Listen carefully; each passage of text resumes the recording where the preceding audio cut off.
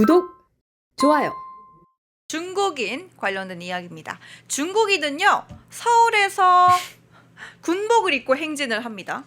근데 한국인은요, 반중 시위를 하면 징역형을 받는다 라고 합니다. 조금 얼핏 들어도 이상하죠? 잠깐 영상 보고 오실게요. 진짜 이게 뭐...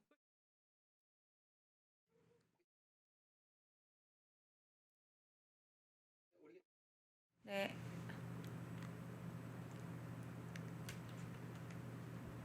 네, 이 정도 보여주시면 될 것 같아요.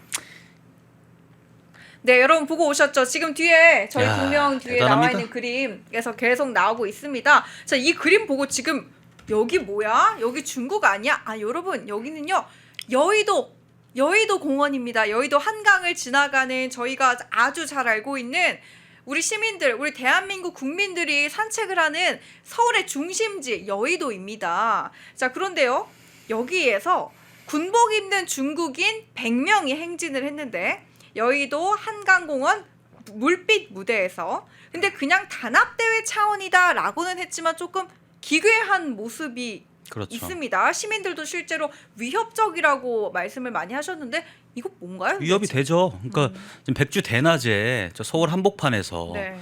100명에 달하는 인원들이 저렇게 인민군의 인민군 복장을 하고, 저게 군복이 아니라고는 또 좌파 매체에서 해명을 했어요. 네. 단체복이랍시고 저렇게 인민군 군복에 가까운 의상을 입고, 심지어는 저렇게 오성홍기 혹은 중국의 그 인민해방군 깃발과 같은 깃발을 들고 네. 100명이 오하이오를 맞춰서 저렇게 걸었다는 것은 우리 국민들에게 실질적인 위협이 되죠. 아, 그러니까 지난주 일요일 날 여주시에서 있었던 행사에서도 네. 갑자기 이런 영상을 상영을 했어요. 실제 인민해방군 그 깃발이 휘날리는 그 장면과 인민군들이 나오는 그런 영상을 이제 상영을 해서 그것도 논란이 됐었는데, 네, 네. 개인적으로는 저런 인민군 복장, 그러니까 다른 나라는 몰라도 인민군 복장에 대해서는 우리가 좀 제재를 해야 될 필요가 있다.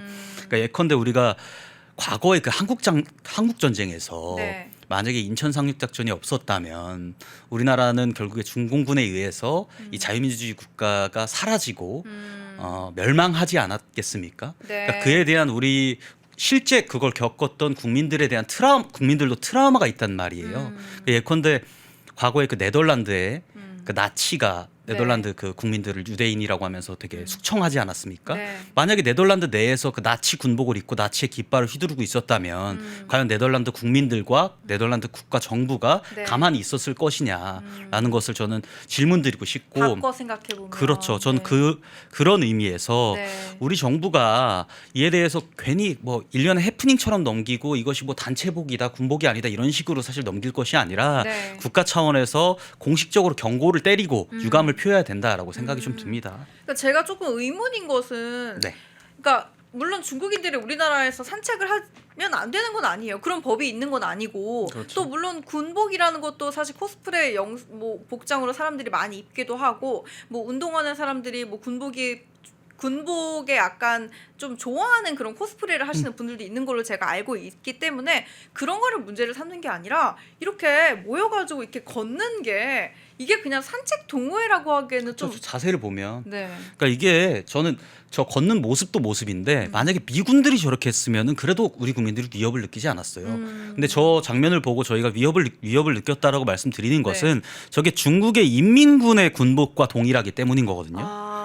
그러니까 인민군. 저는 그게 문제라고 봐요. 다른 나라 군복을 입고 우리나라에서 저런 식으로 뭐 동호회 행진을 하는 것에 대해서는 크게 문제가 안 된다. 네, 그런데 네. 실제로 적국이었고 우리나라가 저 인민군복을 입은 시체말로 그때 단어로 빨갱이들에게 네. 정복당할 위험에 처해 있던 게 불과 몇십 년 전이지 않습니까? 그렇죠. 그러니까 저는 저거는 국가적으로 좀 제재를 해야 될 필요가 있다고 생각을 하고, 우리나라 지금 군복 단속법이라는 게 있습니다. 네.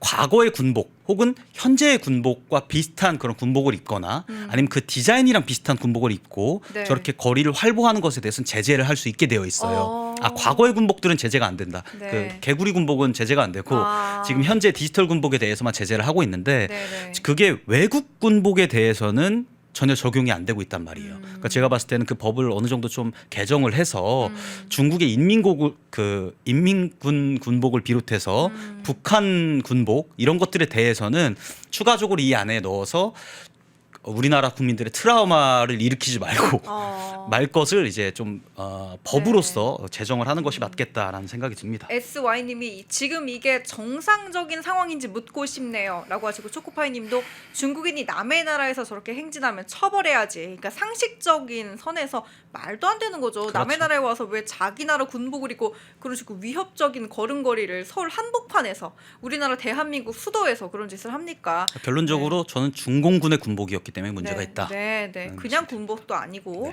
중공국, 중공 공산주의 군복이었다라는 말씀해 주셨고요.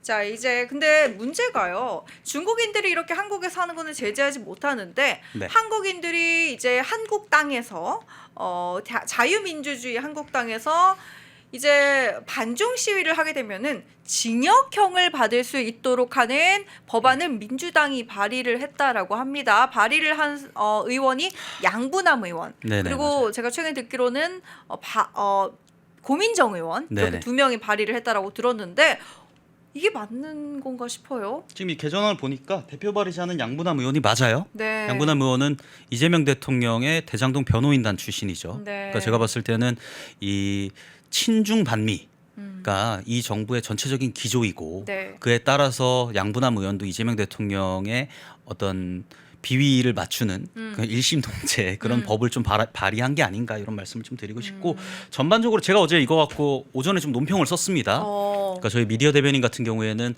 공식적으로 저희가 논평은 최대한 최소화하고 있어요. 저희 당 네. 대변인들이 있기 때문에. 근데 네. 이게 너무 큰 문제라서 이제 페이스북에다가 글을 썼는데 이 자체에 이제 국민분들도 너무 많이 공분을 하시다 보니까 네. 다른 언론사들도 많이 받아 쓴 것 같아요. 그러니까 저는 이게 근본적으로 우리나라 그 헌법 그리고 표현의 자유를 네. 심각하게 훼손을 하고 있다. 예컨대 저희가 지금 30년 동안 민주노총이 네. 반미 시위를 주도하지 않았습니까? 그동안 뭐 성조기를 찢고 심지어 미 대사관에 불을 질러도 저희가 그 반미 시위 자체에 대해서는 처벌하지 않았었단 말이에요. 반미 시위는 사실은 네. 너무나도 많지 않나요? 얘기할 수 없을 정도로 사실 2008년 광우병 시위만 봐도 그렇죠. 전 국민을 처벌해야 될 판이에요. 그렇게 따지면은 사실 전 국민을 처벌하면 안 되고 그럴 수 없으니까. 그 이후에 네. 그 이태원 참사를 앞두고 네. 이태원 참사 전후로 네. 그 민주노총이 지금 그 시위들을 계속 주도를 하고 있는데 네. 민주노총의 주요 간부 여러 명이 북한의 지령을 수백 차례를 받아서 네. 우리나라의 그런 반미 네. 친중에 대한 그런 선전선동을 일삼고 네. 그에 따른 시위들을 주동했다는 것이 밝혀졌어요. 실제로 어. 간첩법에 의해 잡혀가기도 했었고요. 네. 다시 얘기하면 그 과거 그 직전에 있었던 그 광우병 시위 같은 경우에는 민주노총이 주도를 했던 만큼 그것과 심각하게 결부가 되어 있다라고 볼 수밖에 없는 것이고 그러니까 저는 아무리 그렇다고 하더라도 네. 우리나라의 헌법이 표현의 자유를 보장하고 있기 때문에 네. 이에 대해서는 사실 처벌하면 안 된다가 맞거든요. 근데 정확히 위헌적인 이런 법안을 네. 중국의 저런 CCP아웃이나 반미 시위를 했다고 해서 우리나라 그것을 이유로 우리나라 국민들을 감옥에 쳐넣겠다는 저런 발상을 한 것 자체가 사실은 이 친중 그리고 우리나라의 자유민주주의에 심각하게 위반이 되는 그런 사상과 사고를 갖고 있는 인물이라는 걸 전 증명한다라고 네. 볼 수 있겠다라고 네. 저 최근에 그 조정훈 의원도 네. 정근식 그 서울시 교육감한테 CCP아웃 그 자체가 문제냐라고 국감에서 질문을 했는데 교육감이 대답을 안 해요. 계속 피해 다니면서 그것은 그 자체로 저희가 지금 당장 해석할 수 있는 문제는 아니다 이런 얘기들을 하고 있는데 우리나라가 그러니까 자유민주주의 국가잖아요. 그럼 그렇죠. CCP아웃이라는 것 그 자체에 대해서는 네. 당연한 거예요. 우리나라 국민들이 외치는 것들이 뭐 부적절하다 사실 이런 식으로 표현해서도 안 되는 것이고 네. 당연히 우리가 반공산주의를 해야 되는 것이고 네. 자유민주주의 국가로서 그런 발언들을 자유롭게 할 수 있는 것인데 그에 대해서 우리나라 정부 이 서울시 교육감부터 이 지금 민주당의 국회의원들까지 네. 이재명 정부의 기조 자체에 문제가 있다. 저는 이런 말씀 좀 네. 드리고 싶고 최근에 그 장도영 대표가 그래서 이것과 비슷한 결로 체제 전쟁을 언급한 바가 있어요. 저도 100% 동감을 하고 네. 우리가 이미 너무 많이 기울어져 있고 제가 매번 그 펜앤마이크에 나와서 말씀드리는 것처럼 이미 너무 많이 기울었기 때문에 우리가 과거 한국 전쟁 당시에 낙동강 방어선에 서 있는 것과 같다. 그래서 지금 사직생의 각오로 우리가 계속해서 국민들께 알리는 것뿐 아니라 네. 민주당 그리고 저 반자유민주주의 세력들에 대항해서 네. 앞으로 더 거세게 싸울 필요가 있겠다라는 말씀 드립니다. 우리 미제님이 현지야 네가 뭔데 대한민국을 좌지우지하니 제메이만 가지고 놀아. 지금 미제님이 계속해서 후원을 많이 해주고 계시는데요. 정말 감사합니다. 저희가 중간에 이야기를 끊을 수 없어가지고 읽어드리지 못했네요. 앞으로도 잘 부탁드리고요. 지금 말씀해주신 것처럼 대한민국을 결국 떠받치는 건 체제인데 네. 그 체제 자체에 대해서 부정하는 이야기를 하는 세력에 대해서 우리가 거부감을 가진다던가 그쵸. 아니면은 멸공이라는 단어를 쓴다거나 중국 공산화 나가라라고 이야기를 한다는 것 자체에 우리가 불법이 된다라는 거가 조금 모순적이다. 이렇게. 위헌적이죠. 네, 위헌적이다. 그러니까 대한민국이라는 자유민주주의 국가의 국토 내에서 네. 반공산주의, 멸공이라고 하는 것은 네. 당연한 인과관계가 되는 겁니다.